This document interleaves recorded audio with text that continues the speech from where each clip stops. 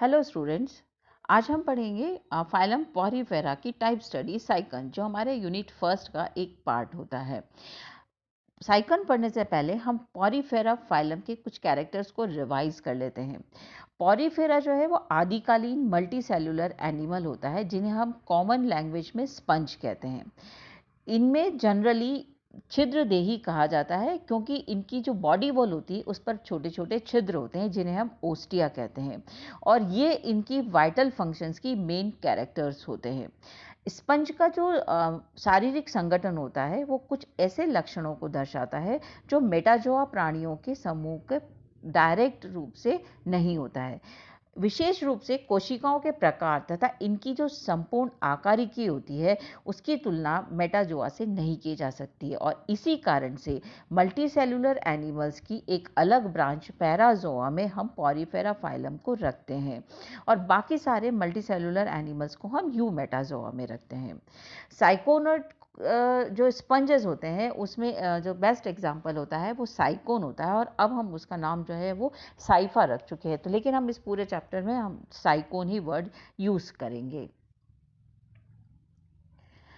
Systematic position की जब हम बात करते हैं, क्लासिफिकेशन की जब हम बात करते हैं, तो साइकोन जो है वो एनिमलिया किंगडम में रखा जाता है, और इसका फाइलम होता है पॉरीफेरा। पॉरीफेरा जैसा अभी हमने पढ़ा था, पॉरीफेरा यानी बॉडी जो है वो छिद्रित होती है। वर्ग क्लास इसकी होती है कैल्केरिया। कैल्केरिया मतलब होता है कि इसके बॉडी में जो स्पिक्यूल्स पाए जाते हैं, जो एंडोस्केलेटन होता है वो कैल्शियम कार्बोनेट का बना हुआ होता है, और इसका ऑर्डर या गण जो है वो होता है हेटेरोसिला। हेटेरोसिला का मतलब होता है कि इनकी जो बॉडी वॉल होती है वो मोटी होती है, और इनका शरीर जो है वो वॉस लाइक होता है। इनकी जो बॉडी वॉल होती है वो फोल्डेड होती है incurrent canal and radial canal के अंदर, और जो कोइनोसाइड सेल्स, जो इनर लेयर होती है कोइनोसाइड सेल्स की, वो सिर्फ फ्लैजिलेटेड चैम्बर्स या रेडियल कैनाल में पाई जाती है, या ये तो सॉलिटरी होते हैं या कॉलोनियल होते हैं। इसकी जो फैमिली होती है या जिसे हम कुल कहते हैं वो होती है साइसिटाइडी, और जीनस होता है साइकोन, और अब हम उसे किस नाम से जानते हैं? साइफा के नाम से जानते हैं। जो साइकोन होता है इसकी जब हम संरचना देखते हैं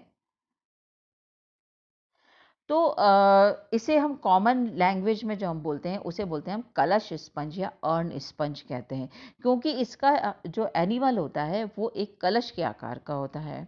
इसका दूसरा नाम होता है क्राउन स्पंज।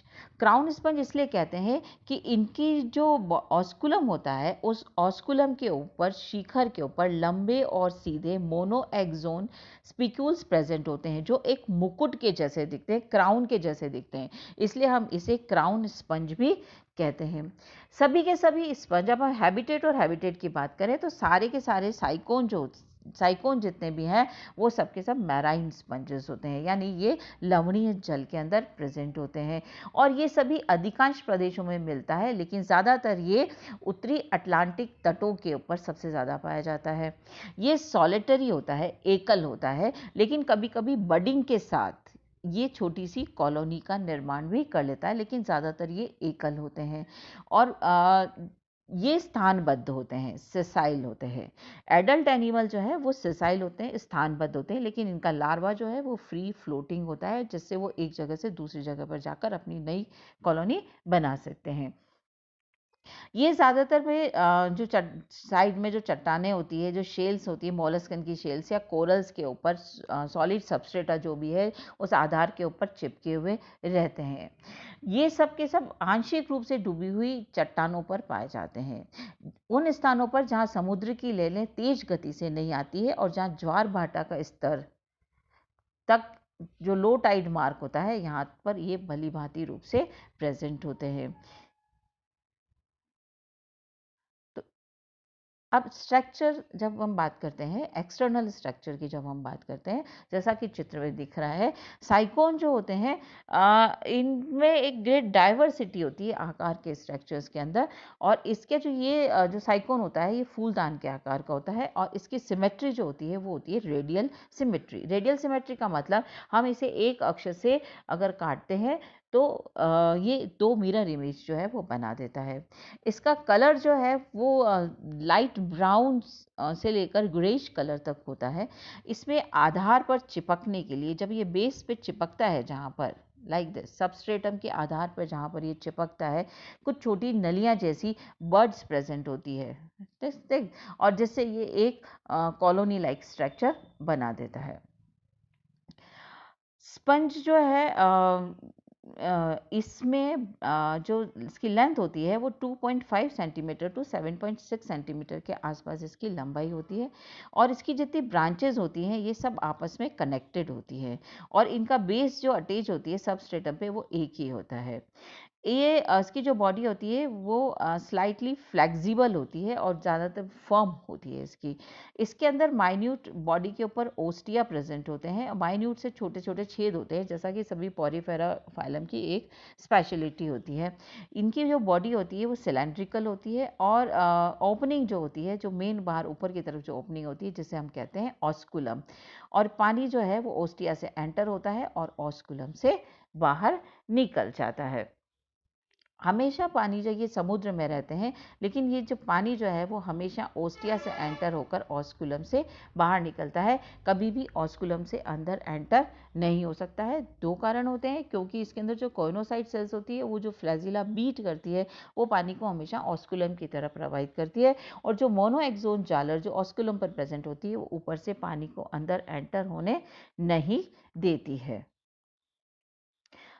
जब हम इसके इंटरनल स्ट्रक्चर की बात करते हैं तो इसके भीतर की तरफ एक छोटी सी कैविटी प्रेजेंट होती है। इस कैविटी को हम बोलते हैं स्पंजोसील या पैरागैस्ट्रिक कैविटी या एट्रियम बोलते हैं, और सारे के सारे ऑस्टिया जो भी कैनाल सिस्टम है इसका वो इस स्पंजोसील के अंदर खुलता है, और स्पंजोसील बाहर ऑस्कुलम के द्वारा खुल जाती है। सभी पॉरीफेरस का एक इम्पॉर्टेंट कैरेक्टर होता है कैनाल सिस्टम, जो पॉरीफेरा फाइलम में ही प्रेजेंट होता है।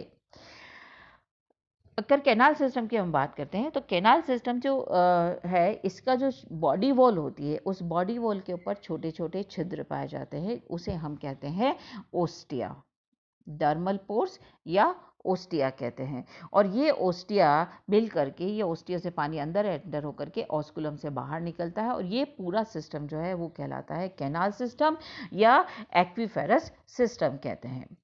शरीर की जो भित्ति होती है उसमें दो लेयर होते हैं, आउटर वन इज पेनेकोडम और इनर वन इज कोएनोडम, और इन दोनों के बीच में एक लेयर पाई जाती है जिसे हम कहते हैं मेसेनकाइमा, राइट। जैसा हम यहाँ पे देखते हैं, this one is the outer layer जिसे हम कहते हैं पिनेकोडम लेयर, और ये जो भीतर वाली लेयर है ये कहलाती है कोएनोडम लेयर, और इन दोनों के बीच में जो लेयर पाई जाती है उसे हम कहते हैं मेसेनकाइमा। इस मेसेनकाइमा में ये जिलेटिनियस ही होती है, नॉन सेल्यूलर होती है, लेकिन इसमें फ्री सेल्स, अमीबॉइड सेल्स जो है वो प्रेजेंट होती है। अब जो कैनाल सिस्टम होता है उसके स्ट्रक्चर, उसके पार्ट्स के बारे में हम एक बार एक एक करके पढ़ लेते हैं। तो जो फर्स्ट पार्ट होता है वो होता है ओस्टिया। ओस्टिया शरीर के बाहरी सतह पर, जो this is the outer surface and this is the inner surface of body, spongocoel है इधर की तरफ आउटर सरफेस है, तो ये जो छोटे से स्ट्रक्चर दिख रहे हैं ये कहलाते हैं ostia. This structure is ostia.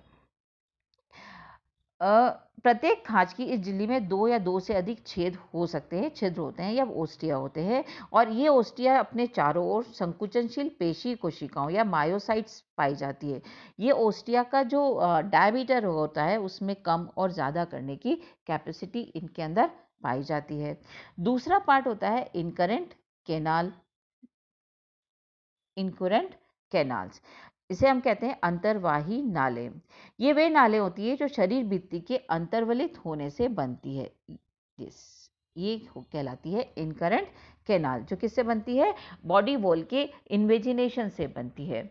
ये ओस्टिया द्वारा बाहर की तरफ खुलती है और अंदर की तरफ ये पूरी की पूरी पिनेकोसाइट से लाइंड रहती है, राइट। एक बार फिर से, इनकरेंट कैनाल बॉडी वॉल के अंदर धंसने से बनती है। ये पूरी की पूरी पिनेकोसाइट सेल से आस्तरित रहती है, लाइंड रहती है। ये बाहर की तरफ बॉडी के बाहर की तरफ ओस्टिया से एक्सटीरियर एनवायरनमेंट से कनेक्टेड रहती है। नाउ नेक्स्ट पार्ट होता है प्रोसोपाइल्स। प्रोसोपाइल्स क्या होते हैं? दो कोशिकाओं के बीच में जो अवकाश पाया जाता है इसे हम कहते हैं प्रोसोपाइल्स। ये प्रोसोपाइल्स जो हैं ये आगामी द्वार, इन्हें हम कहते हैं आगामी द्वार या प्रोसोपाइल्स। ये जो है ये इनकरेंट कैनाल को रेडियल कैनाल में खोलते हैं। पानी को इनकरेंट कैनाल से वाटर करंट को किस में आने देते हैं? रेडियल कैनाल में आने देते हैं। नेक्स्ट पार्ट होता है इनका इम्पॉर्टेंट, रेडियल कैनाल। ये जो रेडियल कैनाल होती है ये शरीर की बॉडी के बाहर की तरफ आने से बनती है और ये थंब शेप्ड होती है और ये सब कोइनोसाइट सेल से लाइंड रहती है। कोइनोसाइट सेल्स जो होती है वो फ्लैजिलेटेड सेल्स होती हैं जो इनकी फ्लैजिला इंडिपेंडेंटली बीट करती है और इंडिपेंडेंटली बीट करने से वाटर करंट जो है वो इस तरह से फ्लो होता है कि पानी जो है वो हमेशा स्पंजोसील में प्रवाहित होता रहता है। ये इनकरेंट कैनाल और जो रेडियल कैनाल होती है ये दोनों और समानांतर होती है और एकांतरित होती है। एक पहले radial canal, then incurrent canal, then radial canal and then incurrent canal होती है। शरीर का जो भित्ति होती है उसका जब हम बात करते हैं तो अरिय नाल के चारों ओर इनकरेंट कैनाल होती है और इनकरेंट कैनाल के चारों ओर रेडियल कैनाल दिखाई देती है। अरिय नालें जो होती है, जो रेडियल कैनाल होती है वो बाहर की तरफ से बंद रहती है और अंदर की तरफ से खुली रहती है, जबकि इनकरेंट कैनाल जो है वो अंदर की तरफ से बंद रहती है और बाहर की तरफ से खुली हुई रहती है। नेक्स्ट जो इम्पॉर्टेंट स्ट्रक्चर्स का होता है जिसे हम बोलते हैं एपोपाइल्स या अपद्वार कहते हैं। अपद्वार जो रेडियल कैनाल होती है ये रेडियल कैनाल स्पंजोसील में जिस द्वार से खुलती है उसे हम बोलते हैं एपोपाइल्स या इंटरनल ओस्टिया या अपद्वार कहते हैं। ये अपद्वार भी संकुचनशील पेशी कोशिकाओं से घिरे रहते हैं और जो कि अवरोधनी की भांति कार्य करते हैं। ये एपोपाइल की सहायता से ये जो कैविटी है ये कैविटी में खुलते हैं और जिसे हम कहते हैं स्पंजोसील कैविटी। ये स्पंजोसील कैविटी, इसका दूसरा नाम एट्रियम भी होता है। ये जो साइकोन टाइप का साइकोन में जो कैनाल सिस्टम होता है वो साइकोनॉइड टाइप का होता है और जो साइकोन टाइप का कैनाल सिस्टम होता है उसमें स्पंजोसील जो होती हैं वो बड़ी होती है। पूरी की पूरी जो स्पंजोसील होती है वो पिनेकोसाइट सेल से आश्रित रहती है, लेकिन ये पिनेकोसाइट जो होती है जो कोशिका सेल बॉडी के अंदर होती है इन्हें हम बोलते हैं एंडोपिनेकोसाइट सेल्स कहते हैं। लास्ट पार्ट इसका स्पंजोसील जो है वो लास्ट में खुलता है, ऑस्कुलम के द्वारा शरीर के बाहर खुल जाता है लाइक दिस। ये इस वाले डायग्राम में हम देखें तो ये ऑस्कुलम से बाहर खुल जाता है। और अगर हम इसको पूरा फिर से रिवाइज करें तो जो बॉडी वॉल जो है, कैनाल सिस्टम जो है वो डर्मल ओस्टिया से शुरू होता हुआ इनकरेंट कैनाल और इनकरेंट कैनाल के ऑल्टरनेट होती है रेडियल कैनाल, और जो रेडियल कैनाल होती है इस रेडियल कैनाल जो है वो एपोपाइल के द्वारा स्पंजोसील में खुलती है और स्पंजोसील ऑस्कुलम से बाहर खुल जाता है। तो इस तरह से इसके कैनाल सिस्टम जो है उसमें 7 पार्ट होते हैं। ओस्टिया, इनकरेंट कैनाल, प्रोसोपाइल जो है इनकरेंट कैनाल रेडियल कैनाल में खुलती है किसके द्वारा? प्रोसोपाइल के द्वारा। रेडियल कैनाल स्पंजोसील में खुलती है एपोपाइल्स के द्वारा और ऑस्कुलम से ये पानी जो है वापस बाहर की सतह पर आ जाता है और एक्सटीरियर से कांटेक्ट में रहता है। नाउ इसका पूरा जो कोर्स है, जल का जो प्रवाह है वो किस तरह से रहता है? अरियनाल के अंदर जो कॉलर सेल्स प्रेजेंट होती है, जो कोइनोसाइट सेल्स होती है, उनका जो फ्लैजिला होता है लगातार बीट करता रहता है और स्पंज के नाल तंत्र में जो कैनाल सिस्टम होता है उसमें पानी का प्रवाह जो है, वाटर करंट हमेशा फ्लो होती रहती है।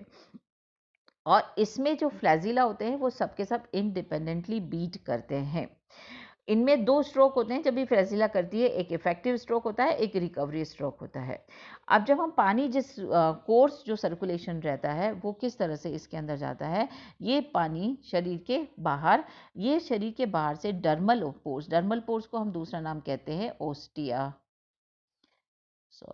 ऑस्टिया से ये इनकरेंट कैनाल में जाता है। इनकरेंट कैनाल से ये रेडियल कैनाल में जाना है किसके द्वारा? प्रोसोपाइल के द्वारा। रेडियल कैनाल से ये एक्सकरेंट कैनाल या एपोपाइल्स के द्वारा ये एक्सकरेंट कैनाल में जाता है, जहाँ से ये स्पंजोसील में खुल जाता है, जो उसकी देहगुहा होती है।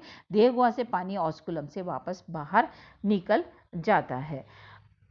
इस तरह से इसमें जो जल का जो प्रवाह होता है वो होता है 0.01 mm पर सेकेंड होता है। और इस पानी के प्रवाह से इसके सारे vital functions including nutrition, including excretion, respiration, reproduction, सारे के सारे फंक्शंस जो हैं वो इस वाटर सर्कुलेशन से हो जाते हैं। और पॉरीफेरेंस की ये स्पेशल कैरेक्टर होता है कि इनमें कैनाल सिस्टम जो है वो पाया जाता है। और जो साइकोन होता है, साइकोन के अंदर जो कैनाल सिस्टम का टाइप होता है वो साइकोन टाइप होता है। हमने लास्ट वीडियो में देखा था कैनाल सिस्टम 3 तरह का होता है, एस्कोन, साइकोन एंड ल्यूकोन टाइप, और एक होता है जो लार्वा में होता है, रेगन टाइप।